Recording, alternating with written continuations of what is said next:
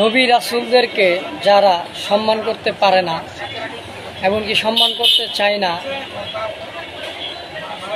তাদের উদ্দেশ্যে কিছু কথা বলি।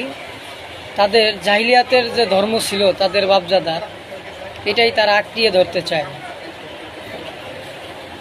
কারণ তারা ফতোয়া দিয়ে মানুষের ক্ষতি সাধন করত, জিন্দা মানুষকে গেড়ে ফেলত, এমনকি অসংখ্য অন্যায় কাজ করত ধর্মের নামে, যে ধর্মকে বলা হয়েছিল তখন জাহিলিয়াতের ধর্ম।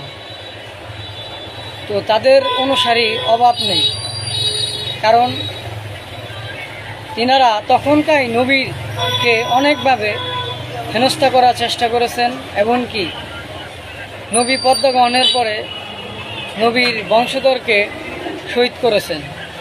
তাদের অনুসারী তখনও ছিল, এখনও আছে।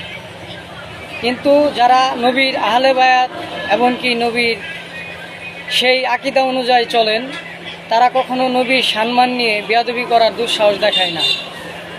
তো সকল ভাই বোনকে বলবো, মানবতার কল্যাণে যেভাবে নবী রাসূলের আকীদার মধ্যে আছে, তো নবী রাসূলদেরকে অনুসরণ করার কথা কোরআনে আছে। আর আমাদের শেষ নবী সকল মানুষের জন্য রহমত, এটা আমরা ডেট পেয়েছি। তো এটাই আমরা সম্মানের দিন হিসাবে উপস্থিত।